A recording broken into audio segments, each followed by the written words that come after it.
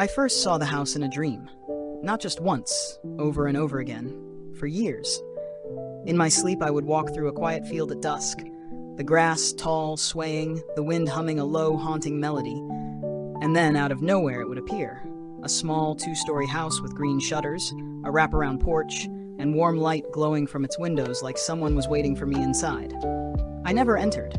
I only stood there in silence, watching it. The dreams never lasted long. I'd wake up with this feeling. Not fear, not exactly, but a pull, like a memory I couldn't quite catch.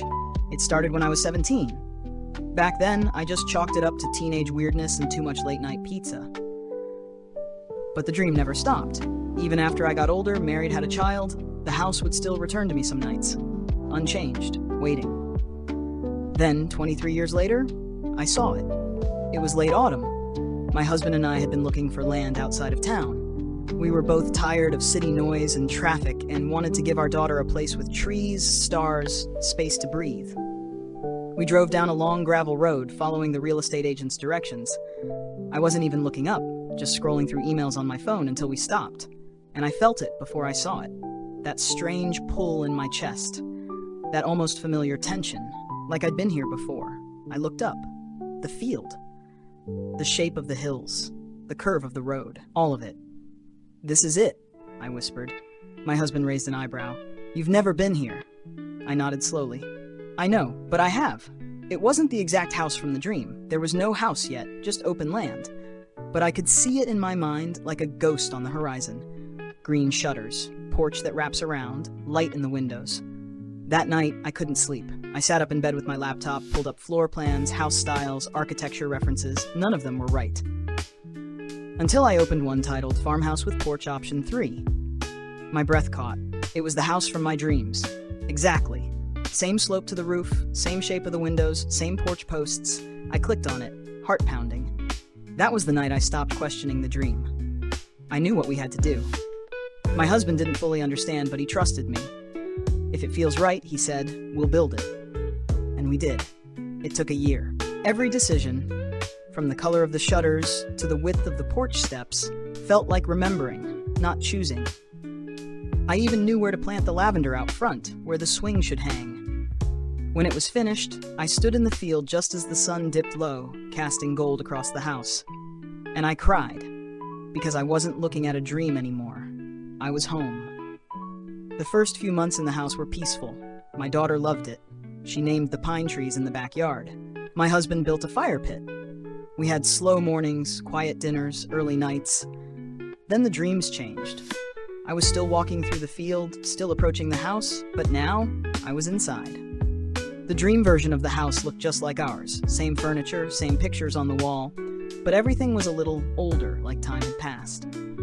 In the dream, I'd find myself standing in the upstairs hallway, looking into a room that didn't exist in our real house. A small, windowless room with faded wallpaper and a rocking chair. And a smell, lavender and dust. Sometimes I'd hear humming, a woman's voice, low and melodic like a lullaby. It wasn't frightening exactly, but I started waking up with tears on my cheeks. My husband would hold me until I fell back asleep. Then one afternoon, while unpacking old boxes in the attic, I noticed something odd behind one of the panels. A loose board. I pulled it aside. Behind it, faint outlines of wallpaper. Flowers, faded with age. I froze. It matched the wallpaper from the dream. We had no records of a room there. No blueprints showed it. And yet, it had existed. Once. I didn't say anything at first. What was I supposed to say? That I dreamed of a room and then found it hidden in our attic? But the feeling that followed wouldn't go away. It was like the house was trying to tell me something. Or someone in it was. A few nights later, my daughter came into our bedroom. "There's a lady upstairs," she whispered. I sat bolt upright. "What lady?" "She was singing," she said, "in the little room." My husband searched the entire house. Nothing. Doors locked. No sign of entry. But I knew. And I think I wasn't scared.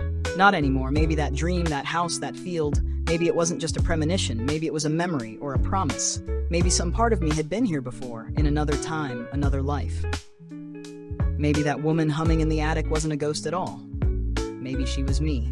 We still live here. The house feels more alive than ever. I haven't dreamed of the field in months. Now I dream of the porch in summer. My daughter laughing. wind in the trees, music on the radio, and that same warm feeling in my chest that I felt when I saw the land for the first time. Home.